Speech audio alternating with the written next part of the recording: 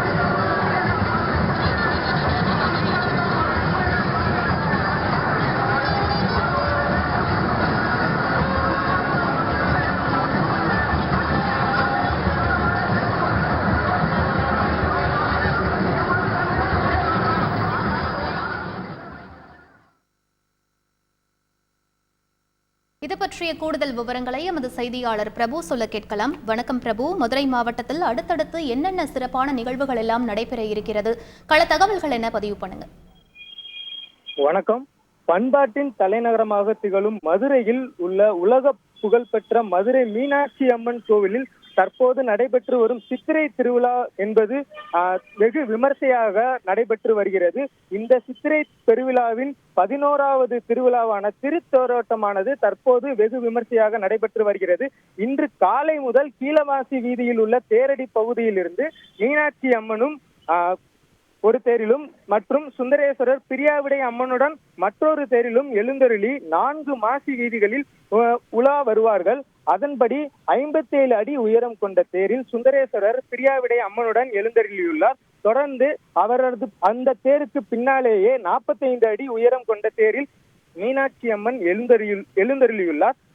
தொடர்ந்து தேரடியில் இருந்து இன்று அதிகாலை சுமார் 6:30 மணி அளவில் புறப்பட்ட தேர் தற்போது தெற்கு மாசி வீதியில் தற்போது உலா வந்து கொண்டிருக்கிறது. தொடர்ந்து மேலமாசி வீதி மற்றும் வடக்கு மாசி வீதி வழியாக சென்று கீழமாசி வீதி வந்து மீண்டும் தேரடிக்கு வந்து சேரும்.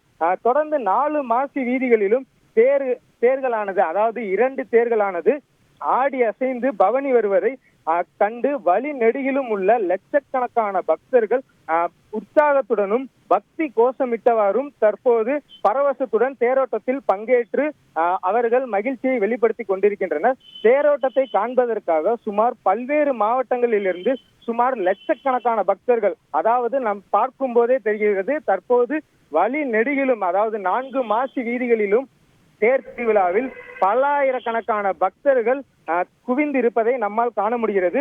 தொடர்ந்து இந்த தேரோட்டம் காரணமாகவே 4 மாசி வீதிகளிலும் போக்குவரத்து என்பது தடை செய்யப்பட்டுள்ளது.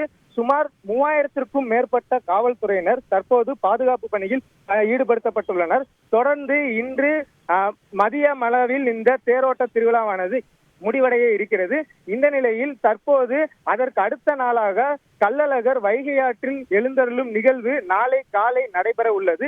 அதற்காக நேற்று மாலை கள்ளழகர் அழகர் மலையிலிருந்து புறப்பட்டு வைகை ஆற்றை நோக்கி வந்து கொண்டிருக்கிறார். தற்போது அவர் புதூர் பகுதியை வந்து அடைந்துள்ளார். தொடர்ந்து இன்று மாலை கள்ளழகர் எதிர் சேவை நிகழ்ச்சி என்பது நடைபெறும். அதனைத் தொடர்ந்து காலை கள்ளழகர் வைகை ஆற்றில் எழுந்தருள உள்ளார். இதனை காண்பதற்கு லட்சோப லட்ச மக்கள் வந்து வைகை ஆற்றில் குவிந்து அவர்கள் பக்தி பரவசத்துடன் கள்ளழகரை தரிசிக்க காத்திருக்கின்றனர். விவரங்களுக்கு நன்றி பிரபு.